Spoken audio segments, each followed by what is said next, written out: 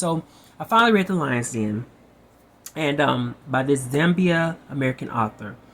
And it's important to mention the Zambia because it takes place in Zambia.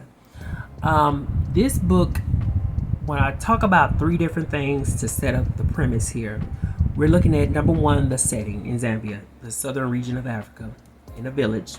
Number two, we're looking at the time, the setting of the particular era, which takes place in the early 1990s.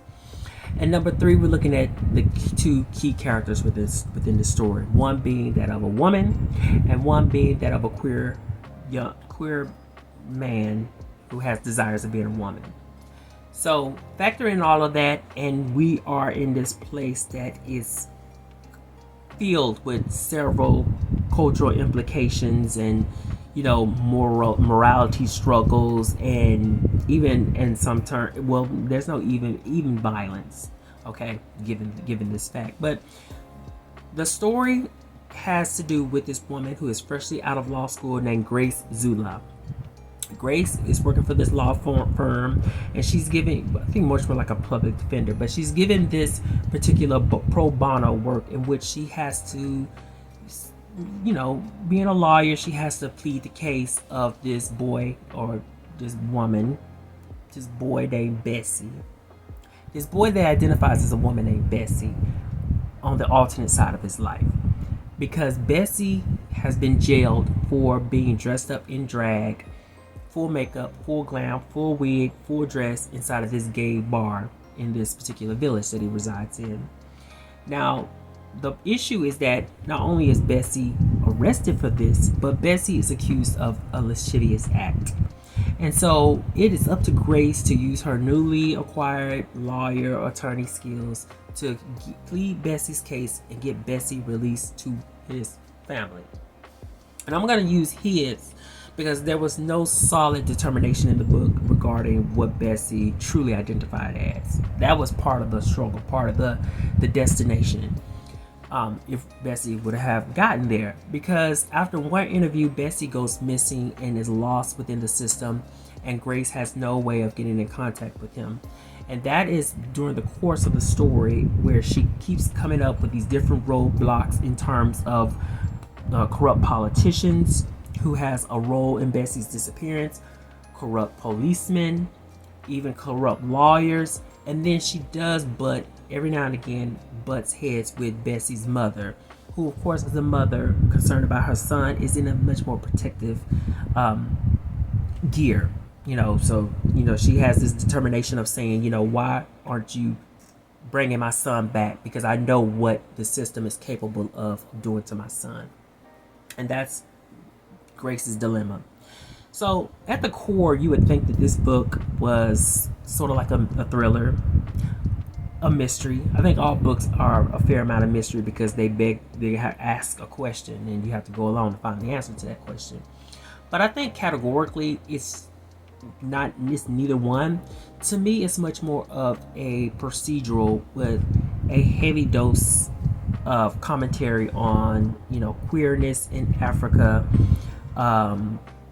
being a woman of a specific status, in the form of Grace, of a particular determination, being a story that looks at what it means to appropriate oneself from what they truly feel inside, internalized, that they identify with, such as the case of Bessy, who has to live as a boy but has desires of being a woman or being in drag, as he goes about that discovery of himself, and that's to protect himself. And even that of the character of Grace, who has to reappropriate herself as a woman in this particular field to keep from coming across as the B word to men, or facing different advances as she glides through her career, or just people not having enough belief in her capabilities as a lawyer, because she does come across several roadblocks where people kind of view her as a woman who is incapable of doing or taking on this large challenge, looking at Goliath and David and Goliath challenge, because she's going up against a lot of influential figures in this corrupt system. So that is one of the things that I loved about this book, is that commentary that we looked at, that juxtaposition between the character of Bessy as well as Grace. And like I said, it is told in a much more procedural fashion, where Grace takes all the steps, the necessary steps, and some risks in terms of trying to find out what actually happened to the character of Bessy. And she does more or less get a resolution, more or less gets an answer by the end of the book. But there's a level of a gray area still there, because although there's an answer for Bessy, there isn't an answer for people like Bessy in this particular, once again, setting, time, and place, etc., etc. So Grace comes away knowing that she still has a lot of challenges ahead of her, but from morality and her, well, obligatory, when in terms of her morality, knowing that this is something, a person who is sort of the not deadbeat, but the underdog, someone who is traumatized, someone who is abused by society itself. That determination is something that lies in her heart, being a lawyer and making sure that she ensures that any of her clients get the justice that that they deserve. So that's one thing that I left the book loving. And I think that there is room for more story in this character, because the author did a fantastic job of, at one point, switching us to Grace's past and her particular upbringing, and gradually, why it is that she wanted to be a lawyer and who was influential in her life to bring her to the person that she is today. So the book left on, I guess what I can say is that the book is heavy when it comes to messaging.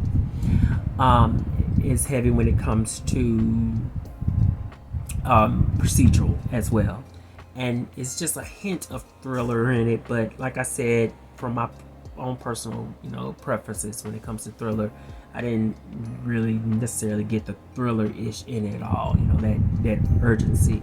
But anyway, I finally read The Lion's Den, absolutely loved it, and we can go on from there.